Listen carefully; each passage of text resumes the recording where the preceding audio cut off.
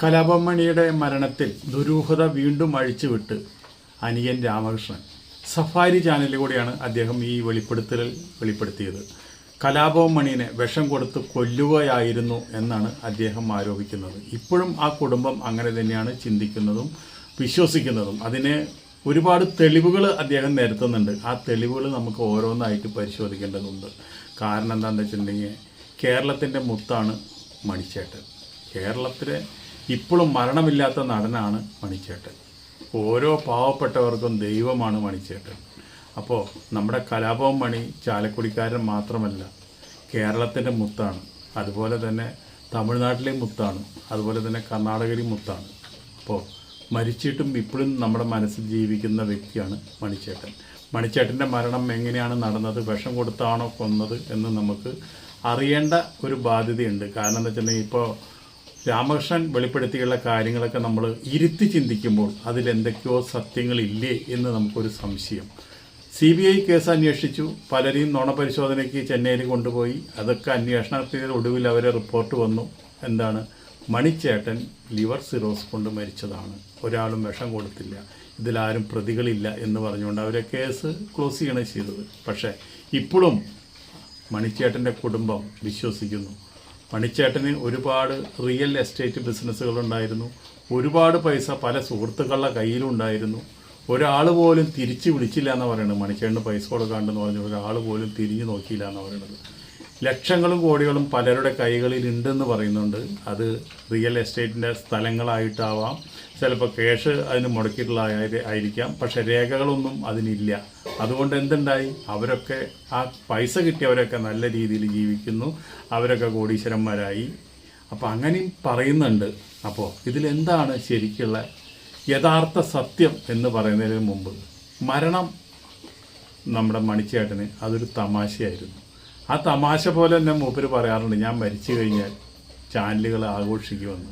അതിൻ്റെ ഒരു ചെറിയ വീഡിയോ കണ്ടിട്ട് നമുക്ക് ഈ വിഷയം മരിച്ചാലും എന്നും നിത്യവസന്തമായിട്ട് തന്നെ ഉണ്ട്. കാരണം ഒരുപക്ഷെ നസീർ സാറ് മരിച്ചാലോ അല്ലെങ്കിൽ ജയൻ സാറ് മരിച്ചാലോ അവർക്ക് ഒറ്റ പരിപാടി ഉണ്ടാവുള്ളൂ. അവരെ കാണിക്കുകയാണെങ്കിൽ കലാഭവൻ മണി ഇപ്പോൾ എഴുതി കാണിക്കുകയാണ്, നാളെ രാവിലെ 9:30 കലാഭവൻ മണി നിരാധനായി എന്ന് കാണിക്കുമ്പോൾ ഏറ്റവും കൂടുതൽ കാണിക്കുന്നത് ചാനലുകൾക്കായിരിക്കും ഏറ്റവും കൂടുതൽ ഇതുണ്ടാവുക. ഇയാളുടെ നാടൻപാട്ട് മുതൽ മിമിക്രി മുതൽ Telugu cinema, Tamil cinema, Kannada cinema. അപ്പോൾ ഒരു ഞായറാഴ്ച 6 മണിക്കാണ് മണിച്ചേട്ടൻ മരിക്കുന്നത്. മണിച്ചേട്ടനെ പാടിയിൽ നിന്നാണ് കൊണ്ടുപോണത്. അപ്പോൾ പാടിയിൽ മൂപ്പര് 4-5 ഒരാഴ്ചത്തോളം കാലമായി വീട്ടിൽ പോകാണ്ട് പാടിയിൽ തന്നെയായിരുന്നു താമസം.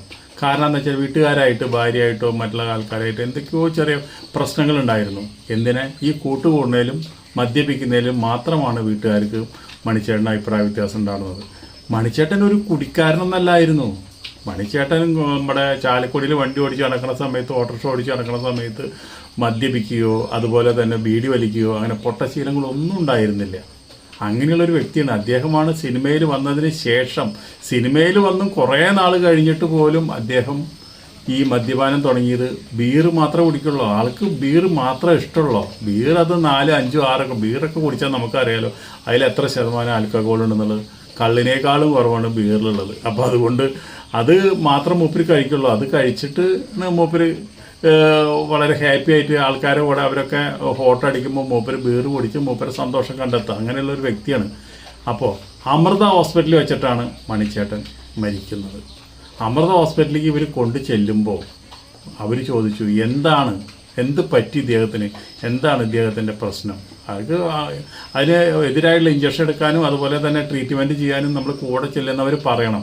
കൂടെ ചെല്ലുന്നവരൊന്നും പറയുന്നില്ല, അവരെല്ലാം മാറി നിൽക്കുകയാണ് ചെയ്തത്. അതേപോലെ തന്നെ ഈ മണിച്ചേട്ടനെ കൊണ്ടുപോകുമ്പോൾ ഈ മണിച്ചേട്ടൻ്റെ അനുജൻ രാമകൃഷ്ണൻ അവിടെ അടുത്ത് ഒരു ക്ലാസ് എടുക്കുന്നുണ്ട്.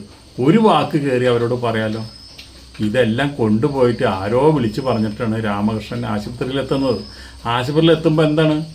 മണിച്ചേട്ടൻ വെന്റിലേറ്ററിലാണ്. കൂട്ടുകാരോട് ചോദിച്ചു, എന്താ ഉണ്ടായത്, എന്താ സംഭവം, എന്താണ് അദ്ദേഹം കഴിച്ചത്, എന്താണ് അവിടെ ഉണ്ടായത് എന്ന് ചോദിച്ചു. അദ്ദേഹത്തിന് ലിവർ സിറോസിൻ്റെ ഒരു രോഗം ഉണ്ടെന്നുള്ളത് രാമകൃഷ്ണൻ പറയുന്നുണ്ട്. അത് സത്യം തന്നെയാണ്, അതിലൊരു കളവൊന്നുമില്ല. പക്ഷേ എന്താണ് ഇപ്പോൾ സംഭവിക്കാനുള്ള കാരണം? എന്താണ് നിങ്ങൾ കൊടുത്തത്, എന്താണ് കഴിച്ചത്? ആരും, കൂട്ടുകാരെല്ലാം ഒരു പട തന്നെ അവിടെ ഉണ്ട്. ഒരാളും ഒരു അക്ഷരം മിണ്ടിയില്ല എന്ന് പറയുന്നത്. അപ്പോൾ ഡോക്ടർമാർക്ക് ഒരു പിടുത്തമില്ല. ഡോക്ടർമാർ എന്തുണ്ടായി മയക്കാനുള്ള ഇഞ്ചക്ഷൻ ചെയ്തു, അതുപോലെ തന്നെ മറ്റുള്ള ട്രീറ്റ്മെൻറ്റുകളൊക്കെ ചെയ്തു. പക്ഷെ അതൊക്കെ എതിരായി എന്നാണ് ഇപ്പോൾ വേറെ പല ഡോക്ടർമാരും മറ്റുള്ള ആൾക്കാരും ഈ രാമകൃഷ്ണനും പറയുന്നതിൻ്റെ കാരണം എന്താ വെച്ചിട്ടുണ്ടെങ്കിൽ അവിടുത്തെ ട്രീറ്റ്മെൻറ്റ് എതിരായിട്ട് വന്നു എന്നാണ് പറയണത്. എന്നിരുന്നാലും ലിവർ സിറോസ് വന്ന ഒരു വ്യക്തി ഇങ്ങനെ പെട്ടെന്ന് കുഴഞ്ഞു വീണ് ഇതുപോലെ പെട്ടെന്ന് ഒരു മരണം എന്തായാലും സംഭവിക്കില്ല. അതിൻ്റെ ഒരു സമയമുണ്ട്, ആ സമയത്തേ പറ്റുള്ളൂ. അതിനിവിടെ ചൂണ്ടിക്കാണിക്കുന്ന കാര്യം എന്താണെന്ന് വെച്ചിട്ടുണ്ടെങ്കിൽ ഈ ഞായറാഴ്ച മരിക്കുന്നതിൻ്റെ ശനിയാഴ്ച ആ പാടിയിൽ വലിയൊരു പാർട്ടി നടന്നിരുന്നു. ആ പാർട്ടിയിൽ പുറത്തു നിന്നുള്ള കുറച്ച് ആൾക്കാർ കൂടി വന്നിരുന്നു. അവിടെ ഭയങ്കര മദ്യസൽക്കാരം ഉണ്ടായിരുന്നു. ആ മദ്യസൽക്കാരം നടക്കുമ്പോഴും മണിച്ചേട്ടൻ ബീർ മാത്രമേ കുടിച്ചിരുന്നുള്ളൂ. പക്ഷേ അവരെന്തുണ്ടായെന്ന് വെച്ചിട്ടുണ്ടെങ്കിൽ മണിച്ചേട്ടനെ ഫോട്ടോ കുടിപ്പിച്ചു എന്ന് പറയുന്നുണ്ട്. അത് ആളുടെ താളം തെറ്റിച്ചു. ആ താളം തെറ്റിച്ച ആളവിടെ എല്ലാ പാർട്ടിയൊക്കെ കഴിഞ്ഞ് പോയി ആൾ പാടിയിൽ കിടന്നുറങ്ങി.